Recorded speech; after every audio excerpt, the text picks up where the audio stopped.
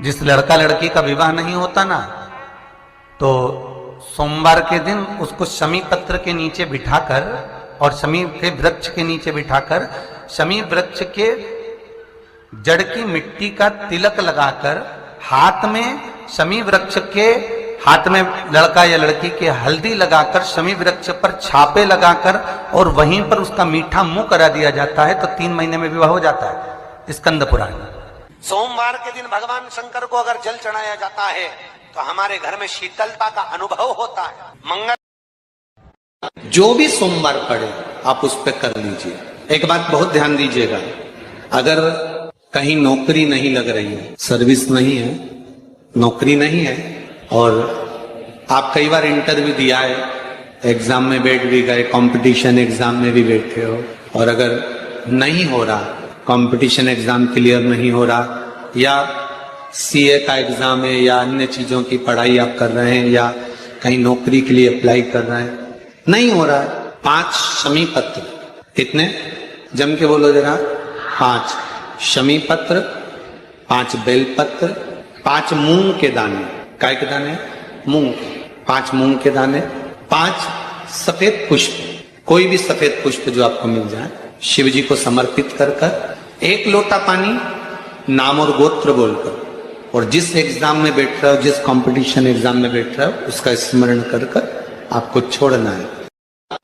जिस व्यक्ति पर कर्जा बहुत ज्यादा मात्रा में हो जाता है और कर्जा चूकता नहीं है, में अगर कोई श्रेष्ठ वृक्ष माना गया है तो वो बट का वृक्ष माना गया। कर्जा मुक्ति के लिए सारे वृक्षों में अगर कोई श्रेष्ठ वृक्ष माना गया है तो वो बट का वृक्ष माना गया महाराज। इसलिए प्रशासनिक कार्य के लिए, मानसिक टेंशन में, परेशानियों में बटकेश्वर महादेव का स्मरण किया जाता है।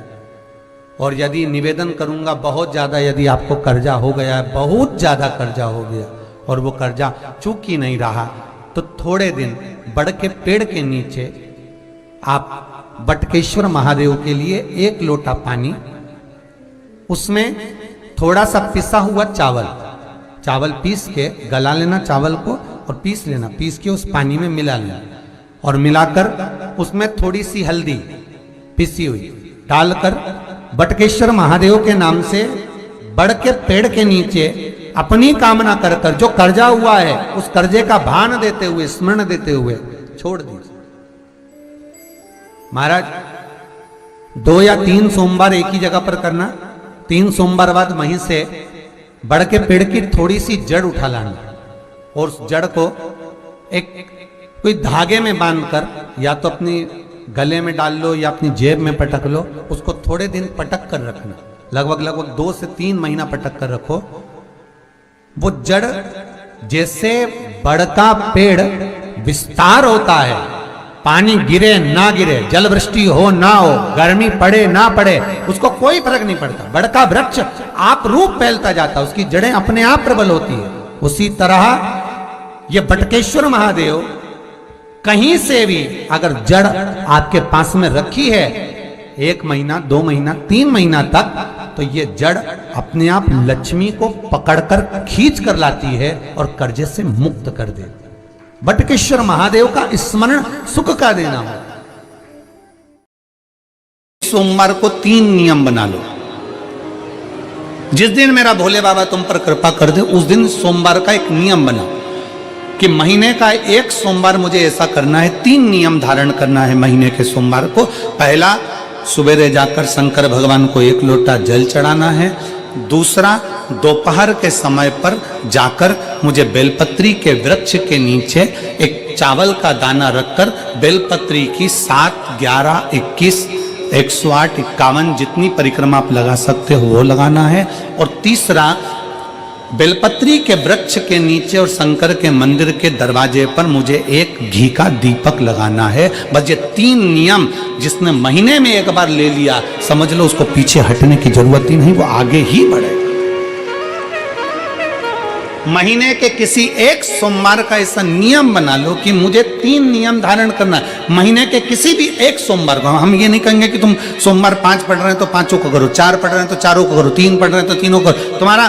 तुम तो महीने का एक सोमवार का नियम बना। और मेरी जीजियों से, मेरी बेटियों से जो विदेश में रह रही हैं, जो कहीं बाहर रह रही हैं, कहीं बड़े शहर में रह रही हैं, जो रोज मंदिर नहीं जा सकते, हर किसी महीने के एक सोमवार को भी ये नियम निर्धारण कर सकते, तो उनसे कहेंगे कि 3 महीने में एक सोमवार का नियम बना लो। 3 महीने में नहीं बना सकते तो 6 महीने में एक सोमवार का नियम बना लो, और 6 महीने में नहीं बना सकते तो 1 साल में एक सोमवार का ऐसा नियम बना लो कि मैं साल का एक सोमवार ऐसा रहूंगी कि सुबह सोमवार के दिन मंदिर में जाकर जल चढ़ाऊंगी, दोपहर में जाकर बाबा को एक अक्षत का दाना रखकर, अक्षत का मतलब है कि बाबा मेरी दिनों दिन उन्नति करना। बेलपत्री के वृक्ष के नीचे जो अक्षत रखा जाता है वो उन्नति के लिए रखा जाता है। शंकर के शिवलिंग पर जो अक्षत रखा जाता है वो रोग मुक्ति के लिए रखा जाता है। अशोक सुंदरी पर जो अक्षत रखा जाता है वो संतान प्राप्ति के लिए रखा जाता है। षडानंद कार्तिकेय की ओर जो अक्षत रखा जाता है वो हमारे बच्चों की सुख समृद्धि के लिए रखा जाता है। विनायक की ओर, गणेश जी की ओर जो अक्षत रखा जाता है वो हमारे घर में कोई मंगल कार्य आ जाए उसके लिए रखा जाता है। और जो पीठिका होती है जिसपे शिवलिंग रखा होता है, पार्वती जी का हस्तकमल, उस पर अक्षत रखा जाता है तो नारी के अखंड सौभाग्य के लिए रखा जाता है। अक्षत रखने का भी तरीका है। नंदी हमको प्रेरणा देता है। शंकर भगवान के मंदिर में जो नंदी की स्थापना होती है शिव मंदिर के बाहर, वो हमको प्रेरणा देता है कि इधर उधर ना झांकते हुए शंकर पर दृष्टि लगा लो, वो तुम्हारी सृष्टि बदल देगा, वो तुम्हारी जिंदगी बदलेगा। वो नंदी सीख। पर हमारी आदत बुरी है। हम मंदिर जाते हैं तो 10 जगह पर ध्यान लगाते हैं। हम कथा में भी जाएंगे तो 50 जगह हमारा ध्यान जाएगा। अगर मंदिर भी जाएंगे तो 50 जगह ध्यान जाएगा। तीर्थ जाएंगे तो 50 जगह ध्यान। पाप हमारे माथे चढ़ता चले जाता है। निंदा करने वाला, जिसकी हम निंदा कर रहे हैं उसका पाप। एक कथा पहले कही थी, आप लोगों के स्मरण में होगा। एक राजा को एक बीमारी लग गई, पूरा शरीर टपक रहा, गिर रहा, पूरा शरीर टपक रहा, गिर रहा, बड़ी भयंकर बीमारी, गल गल कर शरीर नीचे गिर रहा था। राजा ने सारे वेदों को दिखाया, सारे डॉक्टरों को दिखाया, पर राजा का शरीर ठीक नहीं हुआ। आखिरी में राजा ने विचार कर अब करूं तो करूं क्या। गुरु जी के पास गया, गुरुदेव मेरे शरीर में एक रोग लग गया, शरीर टपक टपक कर जमीन पर गिर रहा है, गुरुदेव मेरा शरीर गल रहा है, गुरु जी आप बताओ कुछ अच्छा बता दीजिए। गुरु जी ने कहा, राजन तेरा शरीर गिर रहा है? हाँ। टपक रहा है? हाँ। शरीर गल रहा है? हाँ। राजन तेरा भाई था ना, वो तो मर गया, भाभी कहाँ है? घर में। राजन एक काम कर, जहां जिस कक्ष में तेरी भाभी सोती है उस कक्ष के बाहर रात्रि के समय पर जाकर दरी बिछाकर सोना चालू कर दे। किसी को बताना मती, किसी को बोलना मती, किसी से कुछ कहना मती, बस भाभी के कमरे के बाहर जाकर सोना चालू कर दे। ठीक है महाराज, इससे अच्छा हो जाऊंगा? बिल्कुल अच्छा हो जाएगा, जा सो। अब गुरु जो बताता है बड़ा विचित्र बताता है। दुनिया के लोगों को भले लगता है क्या शंकर जी को जल चढ़ाने से ऐसा हो सकता है, क्या बेलपत्र चढ़ाने से ऐसा हो सकता है, क्या धतूरा चढ़ाने से ऐसा हो सकता है, क्या शहद चढ़ाने से ऐसा हो सकता है, क्या चावल का दाना चढ़ाने से ऐसा हो सकता है, क्या शंकर जी के मंदिर में सफाई करने से, शिव जी के मंदिर को धो देने से शंकर के मंदिर को साफ कर गया, उसके कमरे में जाकर सोता है। भाई मर गया और राजा भाभी के कमरे में जाकर सो रहा है। एक दासी ने दूसरी से कहा, दूसरी ने तीसरी से कहा, तीसरी ने चौथी से कहा, चौथी ने पांचवी से कहा। बात पूरे नगर में फैल गई। लोग राजा को गालियां देने लगे, अपशब्द कहने लगे, ताना देने लगे, आड़ा टेढ़ा कहने लगे, कोसने लगे, खूब अपशब्द कहने लगे। राजा धीरे धीरे धीरे धीरे राजा का शरीर अच्छा होते चले गया, राजा का शरीर ठीक होते होते चला गया। राजा एक नारियल लेकर, श्रीफल लेकर गुरुजी के पास पहुंच गया। गुरुजी, किसी डॉक्टर की दवाई नहीं लगी, किसी वेद की औषधि नहीं लगी, केवल भाभी के कमरे के बाहर सोने से मेरी बीमारी ठीक हो गई। कैसे हो गई? गुरुजी ने कहा, राजा तेरा पाप बहुत बढ़ गया था, उस पाप को समाप्त करने के लिए तेरी निंदा करवाना प्रारंभ करी, तेरी बुराई करवाना प्रारंभ करी। दुनिया के लोगों ने जब तुझे गाली देना चालू करा, अपशब्द कहना चालू करा, बुराई करना चालू करा, निंदा करना चालू करा, तो तेरा रोग, तेरी बीमारी अपने आप समाप्त हो गई। तेरा रोग मिट गया, तेरी बीमारी समाप्त। तुम देखना, अपने अपने घरों में देखना, बहू का घुटना दुख है, बहू की कमर दुख है, बहू की पीठ दुख है, बहू का सिर दुख है, बहू का हाथ दुख है, बहू का पांव दुख है, और 70 साल 80 साल की डोकरी का कुछ नहीं दुख है। लिंग में प्रथम ज्योतिर्लिंग सोमनाथ, जहां पर चंद्र कुंड है, जिस सोमनाथ जी के पास में भगवान शंकर के उस धाम के पास में भगवान कृष्ण भी आकर अपने प्राणों को त्यागना चाहते हैं, क्योंकि वहां से मैं मुक्त हो जाऊंगा, संसार के सारे बंधन छूट जाएंगे। ऐसे सोमेश्वर महादेव का स्मरण किया गया। भगवान अर्धनारीश्वर भगवान, जब इंसान को मृत्यु का समय नहीं मालूम कि कब मरेगा, तो पूजन का समय क्या पूछना। हर पल दिन रात भगवान की भक्ति ऐसे करो कि मैं अगले पल जीवित रहूंगा कि नहीं रहूंगा। जब मौत का ठिकाना नहीं तो मरने का क्या ठिकाना, भजन का क्या ठिकाना। घड़ी चंद्रदेव ने पूछा, शिव जी की आराधना कब? तेरा मन पड़े जब कर, 24 घंटा शिव की स्तुति कर। चंद्रदेव ने शिवलिंग बनाया, पूजन करी, रोज पूजन करते, रोज अर्चना करते, रोज विनती करते। शिव जी प्रकट हो गए, एक कुंड, चंद्र कुंड प्रकट हो गया। उस कुंड से शंकर भगवान प्रकट हो गए। प्रकट होकर कहा, ले इस कुंड में स्नान कर, तेरा चर्म रोग समाप्त हो जाएगा। चंद्र कुंड में चंद्र ने स्नान करा, रोग समाप्त हो गया। रोग गया, रोग समाप्त हुआ, चंद्रदेव ठीक हुए, भगवान सोमेश्वर महादेव के रूप में विराजमान हो गए। का पवित्र चरित्र कर रहा है उमा महेश, शिव महापुराण वर्णन कर रही है कि मेरे जीवन में बहुत संघर्ष का समय चल रहा है, बहुत तकलीफ का समय चल रहा है, बहुत कष्ट का समय चल रहा है, बहुत दुख का समय चल रहा है, बहुत कष्ट का समय चल रहा है, बहुत तकलीफ का समय चल रहा है, बहुत कष्ट का समय चल रहा है। जब आपको लगे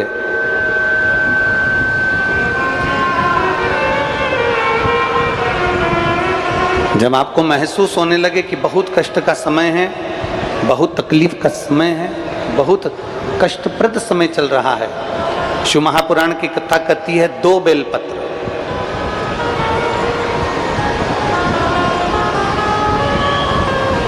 दो पुष्प,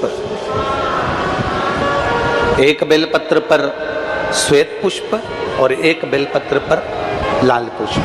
जिसमें दुख की घड़ी चल रही हो, तकलीफ की घड़ी चल रही हो, कष्ट की घड़ी चल रही हो, बहुत तकलीफ जीवन में चल रही हो, बहुत तकलीफ जब जिंदगी में चल रही हो, उस समय पर 2 बेलपत्र और 2 पुष्प,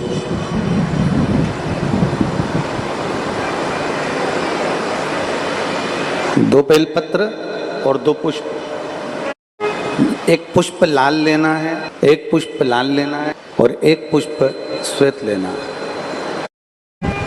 जो लाल पुष्प वाला बेलपत्र है उसको अशोक सुंदरी वाली जगह पर समर्पित करना है, और श्वेत पुष्प वाला जो बेलपत्र है, सफेद पुष्प वाला जो बेलपत्र है, उसको भगवान शंकर का जो शिवलिंग है, भगवान शिव का जो शिवलिंग है, उस पर समर्पित करना।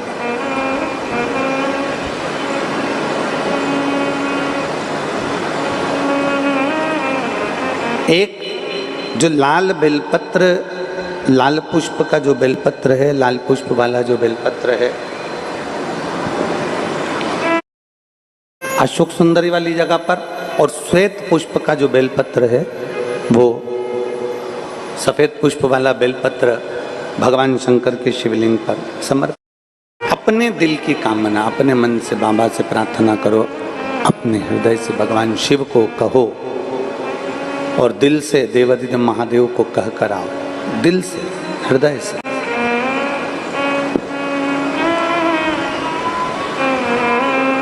जब दिल से बाबा देवादिदेव महादेव से कहोगे,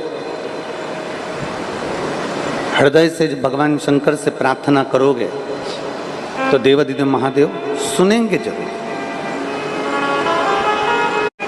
विषम परिस्थिति में, तकलीफ की घड़ी में, विषम परिस्थिति में, तकलीफ की घड़ी में, कष्ट की घड़ी में, विषम परिस्थिति में प्रयास करो कि हम शंकर और पार्वती, शिव और पार्वती को पुकारें। विषम परिस्थिति हम भगवान शंकर और पार्वती जी का स्मरण करें।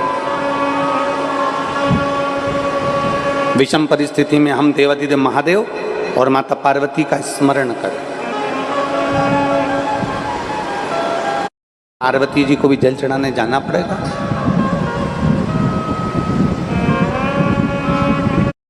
के लिए जाना है।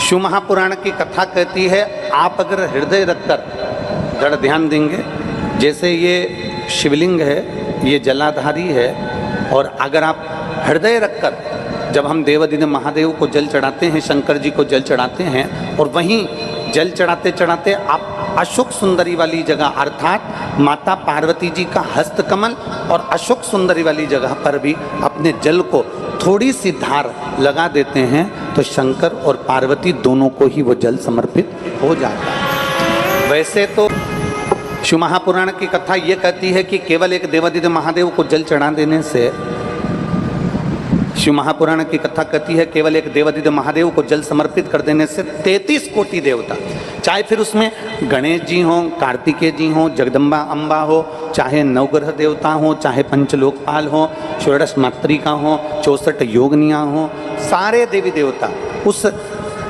शंकर भगवान के शिवलिंग में विराजमान हैं। तो शिव महापुराण की कथा कहती है, जब हम एक लोटा जल, जैसे हमने दूसरे दिन की कथा में एक बात कही थी कि अपने पितृदेव, अपने कुल देव, अपने ग्राम देव, अपने स्थान देव, अपने नगर देव, किसी भी देवता का अगर हम स्मरण कर रहे हैं और हमको नहीं मालूम कि हमारा कुल देवता कौन है, हमें नहीं मालूम हमारी कुल देवी कौन है, हमें नहीं मालूम हमारे पितृ कौन है, हमें नहीं मालूम कि हमारे स्थान देवता कौन से हैं, हमें नहीं मालूम कि हमारे खेड़े के देवता कौन से हैं, तो शिव महापुराण की कथा कहती है एक लोटा जल जब हम देवादिदेव महादेव को समर्पित करते हैं तो सारे देवताओं को वो जल प्राप्त हो जाता है और सारे देवता मिलकर हमारा कल्याण कर देते हैं। तुमरुका जी का घोड़े का मुंह है, शरीर सुंदर है, मनुष्य का है। देवऋषि नारद जैसी वीणा है उनके हाथ में, एक हाथ में करताल है, वो तुमरुका जी है।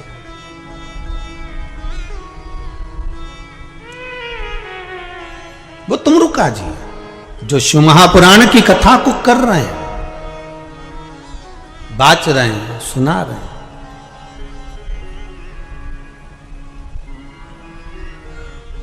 अब शंकर की कथा में मन एक भक्त का जब लगता है तो भगवान परीक्षा भी बहुत लेता है। बहुत ध्यान देना, भक्त जब भगवान की ओर झुक जाता है, भक्त जब भगवान का हो जाता है, भक्त जब भगवान की ओर समर्पित हो जाता है, तब भगवान अपने भक्त से खेलना चालू कर देता है। तब भगवान अपने भक्त से थोड़ा थोड़ा खेलता है। मैं भक्त से भगवान थोड़ा आनंद लेता है, परीक्षा लेता है। एक बार माता लक्ष्मी भगवान विष्णु के साथ बैठी हुई थी, पार्वती शंकर जी के साथ बैठी हुई थी, ब्रह्माणी ब्रह्मा जी के साथ बैठी हुई थी, और ये तीनों बैठी हुई और तीनों के पति साथ में बैठे हुए थे। तो तीनों ने एक साथ प्रश्न किया। लक्ष्मी जी ने भगवान विष्णु से, माता पार्वती जी ने शिव जी से, ब्रह्माणी ने ब्रह्मा जी से, तीनों ने एक साथ प्रश्न किया कि ये बताओ प्रभु, आपको सबसे ज्यादा प्रिय कौन है?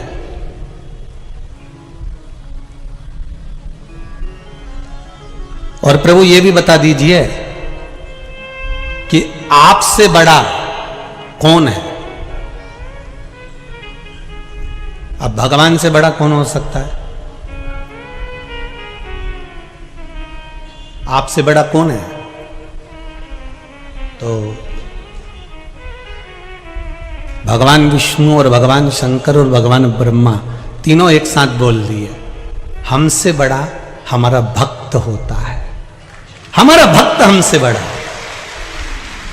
घर में संपदा की कमी होती है, जिसके घर में कर्जा बढ़ जाता है, लक्ष्मी नहीं आती, बहुत टेंशन की जिंदगी जीता है मनुष्य, व्यापार चल नहीं रहा, बहुत तकलीफ का जीवन चल रहा होता है, तो आज भी नियम है महाराज कि सोमवार शुक्रवार ये 2 वार ऐसे हैं, इन 2 वार को यदि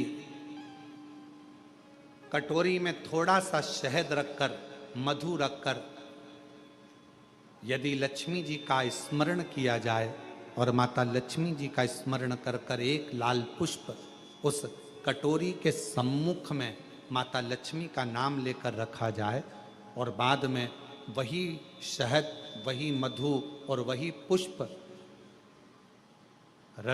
सोमवार का दिन और शुक्रवार के दिन लक्ष्मी का पूजन कर कर, स्मरण कर कर, दूसरे दिन शुक्रवार के दिन पूजन करें, शनिवार के दिन उस मधु का, उस पुष्प का विसर्जन करें, सोमवार के दिन पूजन करें लक्ष्मी जी का स्मरण कर कर, और मंगलवार के दिन अगर विसर्जन करें, 5 या 7 सोमवार या शुक्रवार को यदि आप मधु का भोग लक्ष्मी जी को लगाना प्रारंभ कर दें, शिव का नाम स्मरण कर कर, तो उसके घर में कभी संपदा की कमी नहीं होती, लक्ष्मी उस संपदा को बढ़ाती है।